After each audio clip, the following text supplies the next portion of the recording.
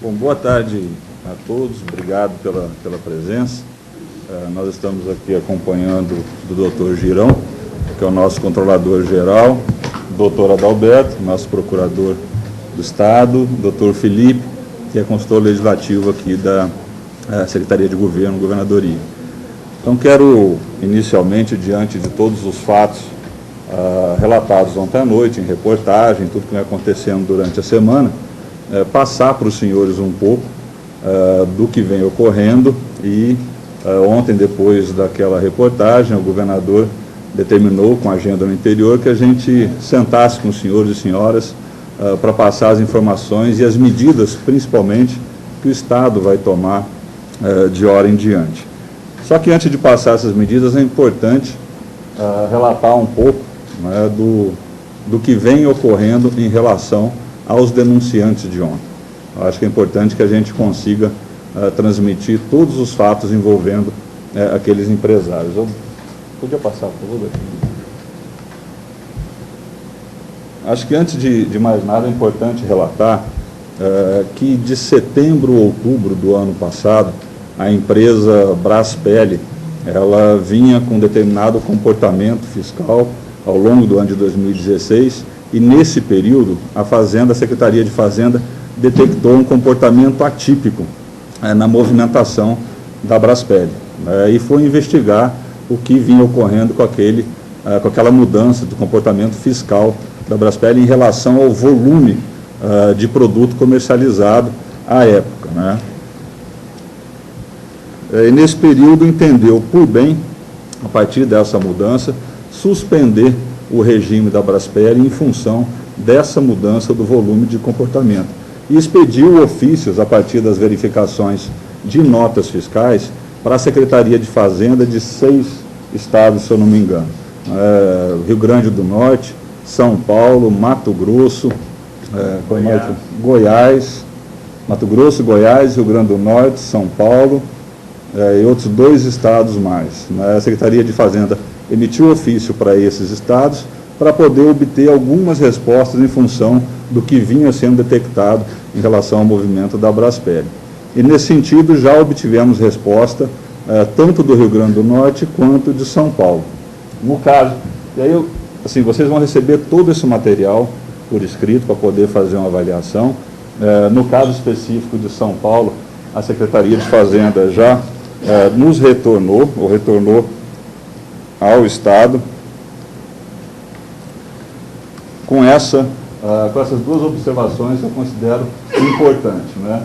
Uma das emissoras de nota fiscal, a Braspel, aqui no Estado, que é essa empresa que está demonstrada no município de Mongaguá, aqui, a Secretaria de Fazenda de São Paulo nos informou que, em diligência efetuada no endereço acima, objetivando atender solicitação constante no expediente GDOC número tal, não foi localizado o número 924 na rua Antônio Benedito Patucci, que era o endereço declarado da nota fiscal original para a empresa Braspel, esse específico no município de Mongaguá. E aí tem uma série de informações que estão nos documentos que vocês vão receber, que é a conversa com a vizinha, o número 903, o número 924 não existia, aí vocês vão poder receber todas essas informações.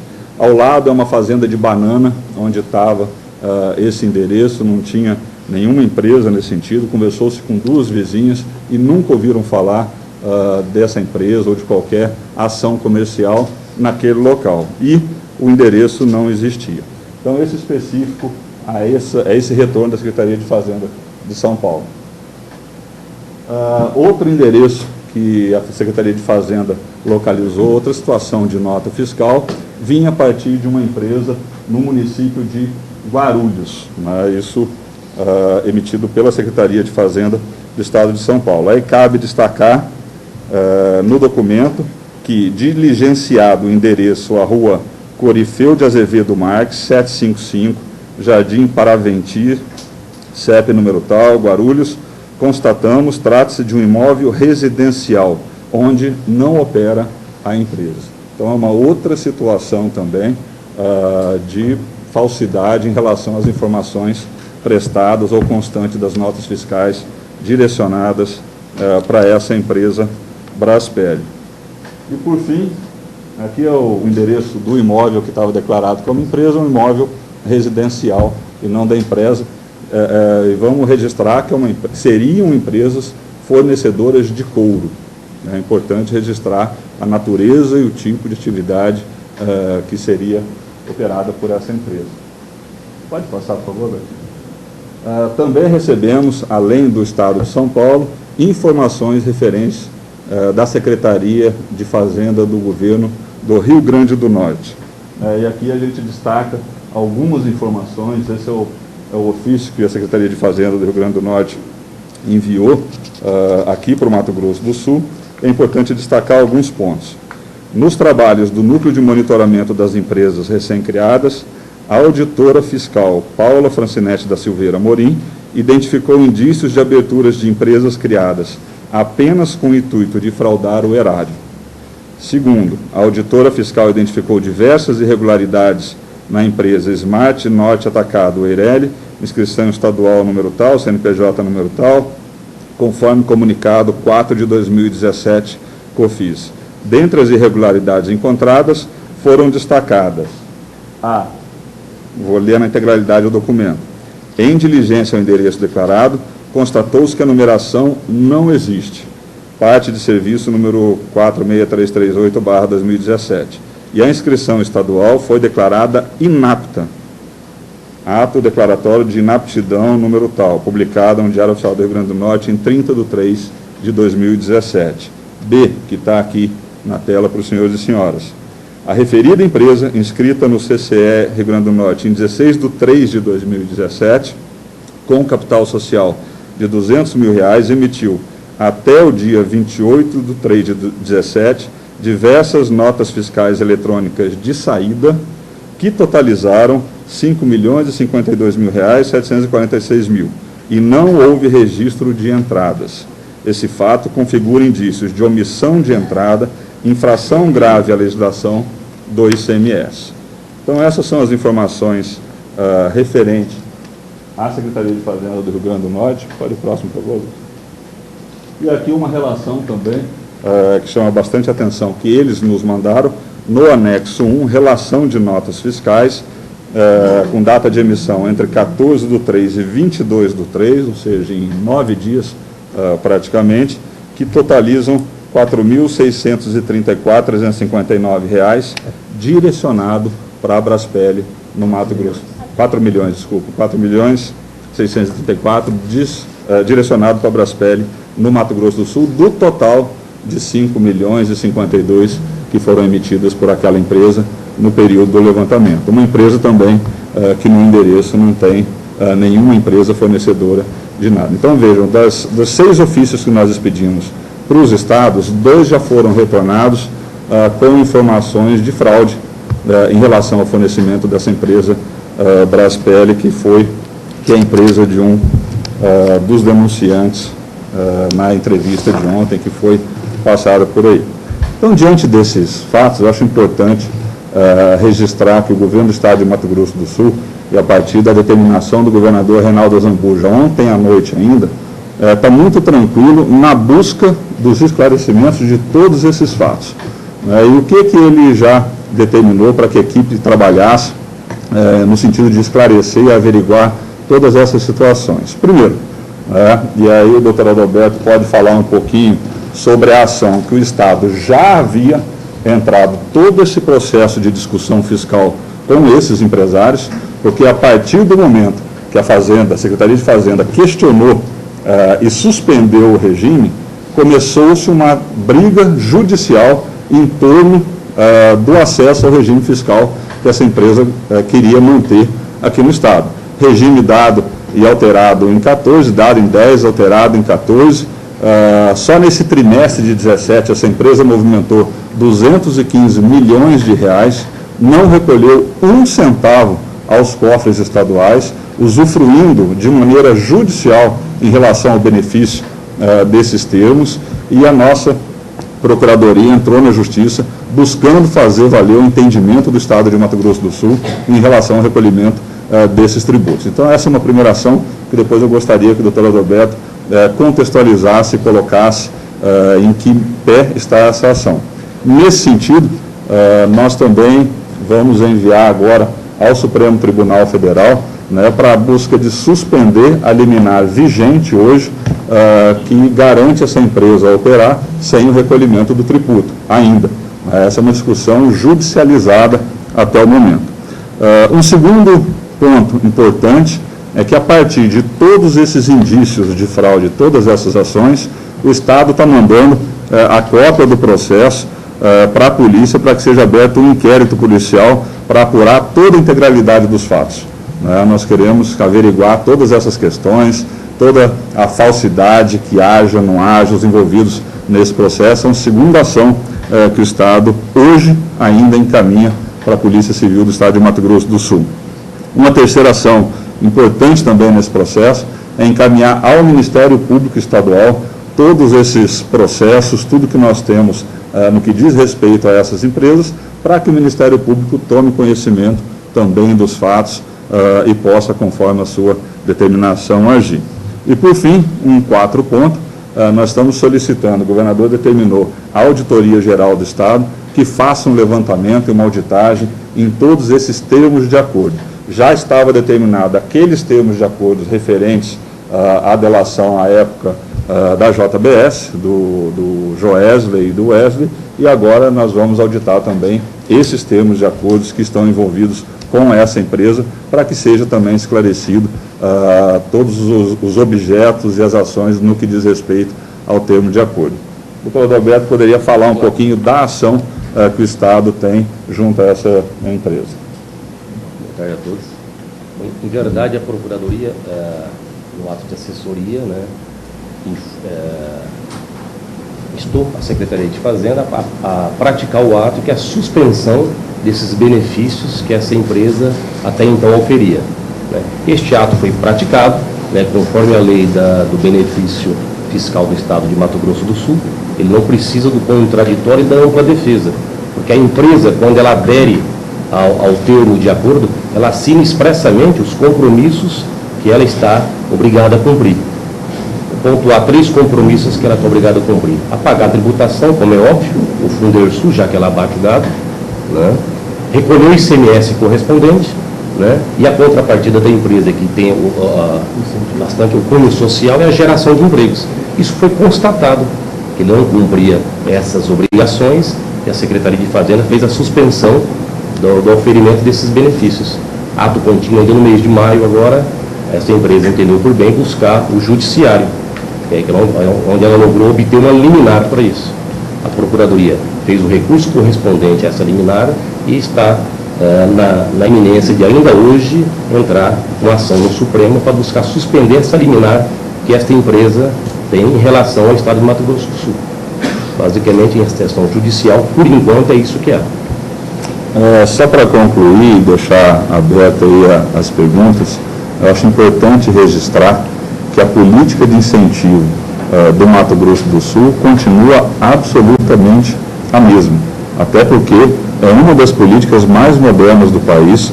Ela tem propiciado inúmeros investimentos virem a Mato Grosso do Sul, inúmeros empreendimentos que geram emprego, renda, e fruto dessa política, o Mato Grosso do Sul conseguiu avançar muito na sua industrialização, conseguiu avançar muito na atração de recursos privados para investimento aqui no Estado. Então é importante registrar isso, porque muitas vezes se coloca em xeque a discussão da política fiscal do Estado, e isso é absolutamente prioritário, como o próprio governador diz e reitera firmemente, porque acredita não só na possibilidade de atração de recursos, como isso já tem sido demonstrado. Se o Estado hoje, em janeiro, fevereiro, era o único Estado do Brasil com geração positiva de emprego por 12 meses acumulados, é fruto de todos esses investimentos que vieram para o Estado. Se nós temos uma carteira de 37 bilhões até 2020, é fruto de todo um conjunto de atração que o Estado promove ao setor privado do Brasil inteiro e de capital estrangeiro. Então é importante deixar isso registrado, e nós vamos tomar todas as medidas cabíveis e possíveis para que haja o esclarecimento, para que haja a averiguação de todos esses fatos, e por isso estamos tomando todas essas medidas de imediato. Vou começar a pergunta. Manelo, SBT. Boa tarde. Boa tarde. O senhor citou o Curtume, a denúncia também fala de donos de um frigorífico de Curtume, né? O senhor apresentou os documentos relacionados ao Curtume. Tem documento também relacionado ao frigorífico? Bom, é importante essa pergunta porque ela demonstra claramente também que os delatores de ontem fazem parte, na verdade, de um mesmo interesse, ok? O dono do frigorífico tinha uma correlação direta com a Braspel, e isso é facilmente demonstrado pela Secretaria de Fazenda, que o dono do Curtume, ele não tinha o abatedor, ele abatia em algum estabelecimento frigorífico, se utilizando do incentivo que ele tinha em relação ao couro para acreditar ICMS e receber esse recurso a partir dos abates. Essa mudança de comportamento é que foi verificada. Eles tinham, num acordo feito em 2014, a possibilidade de abater animais também, além de comercializar couros. E essa possibilidade de abater animais é que eles traziam a acreditação gerada no comércio de couros. Só que eles não tinham estabelecimento. Utilizavam frigoríficos para abate de terceiros. E eles é que faziam isso em conjunto. Ok? São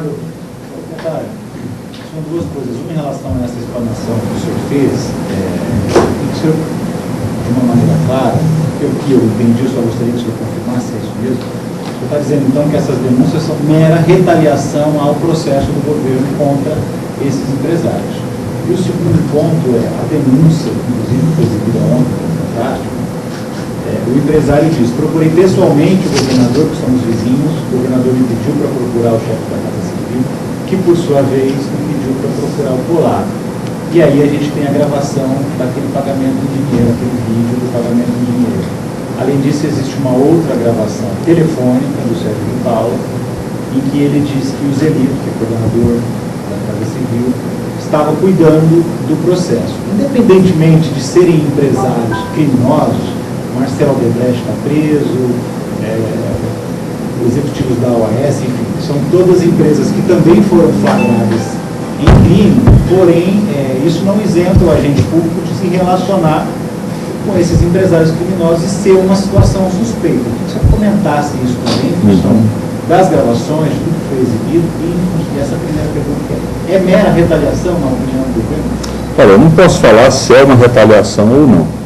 O que a gente pode claramente demonstrar é que são empresários que são fraudulentos à primeira instância, e isso as instâncias de investigação vão confirmar ou não, mas vão apurar a veracidade de todos esses fatos.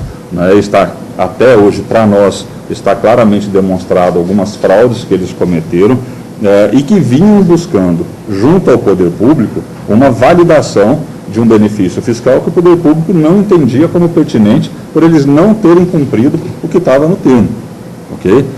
Essa é a nossa visão muito tranquila desse conjunto de situações. As gravações que porventura esteja sendo apresentada, que foi mostrada ontem, é uma gravação de duas pessoas que não tem nada a ver com o governo. Eu acho que isso é uma decisão, é uma discussão que as pessoas vão buscar suas defesas e suas justificativas. É por isso que nós estamos pedindo toda essa investigação. É por isso que nós estamos enviando à polícia, é por isso que nós estamos enviando ao Ministério Público e à própria auditoria, para clarear e trazer à luz todos esses fatos. Não apareceu ninguém do governo, nenhuma transação. A gente não conheço, e em relação ao Berg ter falado que esteve com o governador e procurado, ele procurou de fato. O governador não atendeu, uma vez esteve com ele, como o governador já disse, numa situação pública em Bonito.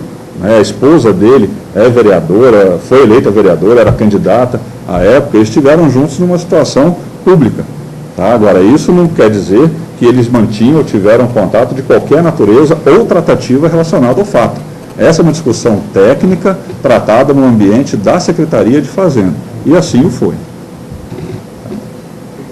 A exoneração do Sérgio de Paula, ela tem relação com isso, porque existe essa gravação aí, né, que a gente tem informação, de suspeita de recebimento de propina. Por que houve a exoneração do Sérgio? A exoneração foi no âmbito, vamos buscar um pouquinho o retorno aos fatos, foi em março de 2017, quando nós concluímos todo o trabalho de realinhamento administrativo do Estado, readequação do Estado. Naquela época, nós tínhamos 13 secretarias, começamos o governo com 15 e trouxemos o governo a 10 secretarias. Aí nós tivemos que fazer um enxugamento que foi feito para manter o equilíbrio fiscal do Estado. A exoneração do secretário Sérgio está dentro desse âmbito, não tem nada a ver com esses fatos, até porque não se tinha nenhuma informação desses fatos. O que existia até então era, no âmbito da Fazenda e do governo, esses empresários buscarem revalidar os termos de acordo que eles tinham. Valdo, então são duas perguntas. Primeiro, eu queria saber se a impressão é essa. A defesa do governo vai ser de mostrar que essas empresas soneram o imposto ou tem algum outro tipo de defesa? A defesa seria desqualificar as empresas apenas, busca, ou existe uma outra forma de defesa?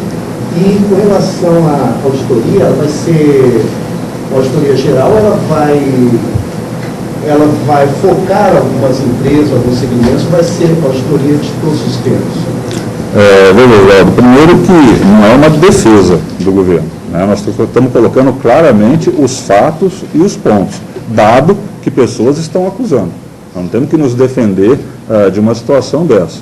O segundo ponto, em relação à auditoria, ela é específica naquilo que diz respeito à discussão do caso. Né? Foi citado ali, o delator é proprietário de uma empresa que busca reaver um benefício. A auditoria é nesse termo ou nos termos que envolvem aquela empresa e grupo de empresas. Tá? Você trabalhar num volume de auditoria de todos os termos do Estado é uma função praticamente impossível no atacado. Né? Essa é uma situação que a Secretaria já tem uma rotina, uma normalidade, como foi o caso específico desse termo. A partir do momento que há um desvio ou uma movimentação atípica, desvio de comportamento, né, no processo de comercialização, ou um comportamento atípico, a inteligência fiscal do Estado, os auditores que acompanham, eles imediatamente identificam e trazem aquele termo para análise. Esse é um procedimento de rotina.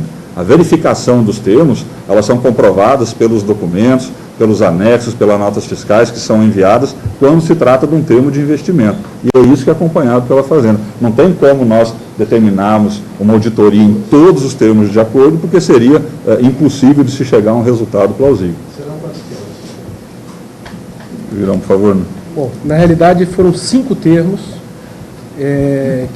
que fruto daquela delação da JBS, que é o 657 de 2011, 149 de 2007, 1028 de 2014, 862 de 2013, 1103 de 2016.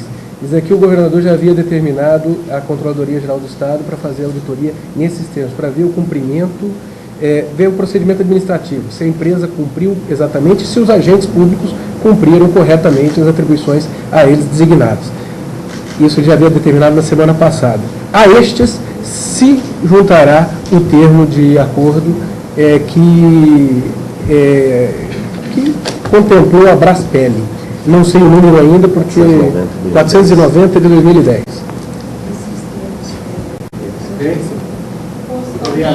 São segmento agropecuário, né? A JBS e a Braspeli. Só um adendo. O próprio governador falou que nós temos 1.199 termos vigentes. Para fazer uma auditoria nisso daí, é por amostra, pode ser uma segunda etapa. Primeiro, a gente quer esclarecer as denúncias que foram colocadas, né, no âmbito administrativo. No âmbito judicial, a PGE está tomando providência. Em relação à estratégia política, na semana passada o governador fez uma peregrinação aí em vários órgãos, porque foi uma denúncia estadual que aconteceu e pedido de impeachment aqui. Agora, esse cenário nacional, vai ter alguma estratégia de defesa dele? Como que vai ficar politicamente, sabendo que o Sérgio de Paulo também é o coordenador do PSDB regional aqui no Estado? E também em relação à estratégia econômica no Estado, porque, querendo ou não, a imagem do Mato Grosso do Sul fica afetada, né, lá fora. As empresas não vão mais querer investir aqui. Eu acho que vamos separar as coisas, né? O governador em especial, ele na semana passada andou nos órgãos e nas instituições estaduais para colocar a versão dele, claramente. Ele foi acusado por delatores. Deixa eu só concluir. Você mencionou esse fato, dizendo que semana passada ele percorreu. Então, ele percorreu todas as instituições colocando a versão dele, né, e deixou muito claro o ponto de vista dele. E esse ponto de vista, em relação ao governo, está superado. As discussões no que diz respeito ao governador Reinaldo Zambuja, o advogado dele vai tratar. Né. Em relação a esses fatos específicos, como você falou, há uma matéria nacional. Ok, mas é uma situação específica e que nós temos obrigação de trazer a claridade de todos esses fatos para que não fique essa imagem, né, para que não fique, até porque a política de incentivo do governo do Estado, ela é muito clara e muito aberta. A gente está atravessando um momento de extrema gravidade econômica, de extrema gravidade política no país como um todo. Eu acho que as instituições e as pessoas têm todo o direito de questionar, de discutir, e a nossa obrigação é trazer clareza a todos esses fatos e averiguar, né, de maneira muito assertiva, de maneira muito objetiva. Então, o governador está tranquilo em relação à condução desse processo a partir do momento que busca a averiguação e investigação pelas diferentes instâncias, cada um na sua competência, para trazer claridade desses fatos. Que resta foi politicamente. O governador, e aí eu falo com muita tranquilidade, o governador está, no que diz respeito à política, preocupado em governar o Estado. Ele está muito tranquilo em relação, ele não está discutindo política e nem vai. Tem um processo de impeachment na Assembleia. Esse é um problema da OAB e a Assembleia vai averiguar. A questão do Estado é trazer claridade aos fatos e assim vai fazer. Né? As instituições, como eu respondi, elas têm o direito de fazer ou de buscar as ações que elas julgarem pertinentes. O Sérgio Paulo continua no PSDB? Essa é uma decisão do PSDB. Então, secretário, durante a operação Lava Jato, na delação do Odebrecht, aparece documento que a empresa afirma desviava dinheiro do faturamento. Uma das usinas aqui, para o sigilo fiscal, que é esse 36 anual, milhões, para pagar propina para políticos no outro estado. Esse termo de incentivo da Odebrecht também vai ser auditado? Isso eu não desconheço de quando que é. De quando é? É o 50 milhões anual, a usina da Odebrecht de Indiante, Eldorado. Mas isso agora, na delação dela, eu desconheço esse fato. Não sei aqui. Fez uma série de matérias, na verdade. Nesse governo agora, incentivo desse governo? Na verdade, foi conseguido do governo anterior, só tem vigente até 2022. Não, mas daí tem que perguntar para o governo anterior, né? Tem um termo de acordo, a gente não está discordando, aí tem que avaliar essa situação. É uma delação que arremete a governos anteriores e não nos compete agora. É uma questão que a gente vai discutir. Posso levantar o número depois? Eu e a gente pode incluir aqui no escopo, não há problema. Só para vocês entenderem, é importante essa discussão do termo de acordo, porque quando se dá, diante de um investimento, né, um benefício fiscal, esse investimento ele tem que ser comprovado. Ele tem que ser trazido em termos de nota fiscal, o investimento tem que estar lá. Então foi dado um termo de acordo, você está dizendo aí, para a construção de uma usina. A usina está lá funcionando com 1.000 empregos, provavelmente. Se houve ou não qualquer desvio, é uma questão que tem que ser apurada e averiguada. Ok? Mais uma pergunta. O Zelito Alves Ribeiro, esse boletim de ocorrência que começou a ser divulgado hoje na imprensa também, ele diz na declaração dele que esteve na casa do próprio José Ricardo e na casa do pai dele, que prometeu ajudá-lo na tentativa de manter os benefícios fiscais. O servidor público, assessor especial do governo, esteve na casa de um empresário para tentar ajudá-lo, e um empresário, como o senhor mesmo está colocando aqui, criminoso, fraudulento. Qual a diferença disso com a situação, por exemplo, em que o presidente Temer recebe o Joesley Batista na sua casa, fora do horário, para discutir uma questão política? Olha, o Zelito é que vai responder e ele fez um BO.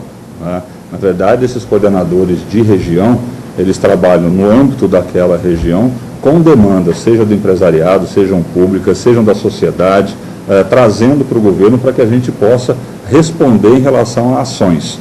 Se ele esteve na casa e ele comenta aí, ele certamente vai esclarecer esse ponto, mas é importante que, ao trazer qualquer tipo de informação, a decisão, no caso específico de um termo de acordo, ela é técnica e da Fazenda.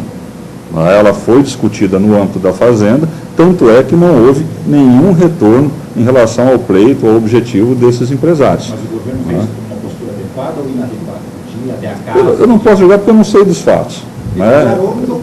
Eu tive acesso a isso hoje, para você ter uma ideia, pela imprensa. É um BO que ele fez na delegacia, preservação de direito, porque certamente, se ele fez o BO, já estaria havendo qualquer tipo de pressão por parte dos empresários, e assim ele o fez, para preservar seus direitos. Eu não vou julgar o comportamento pessoal ou individual, até porque eu não sei exatamente o que aconteceu. Então eu não vou entrar nesse mérito de julgamento. Aqui eu falo pelo governo com muita tranquilidade em relação ao pleito específico desses empresários que buscaram essa reversão. Ok, pessoal, obrigado. Encerrado a coletiva.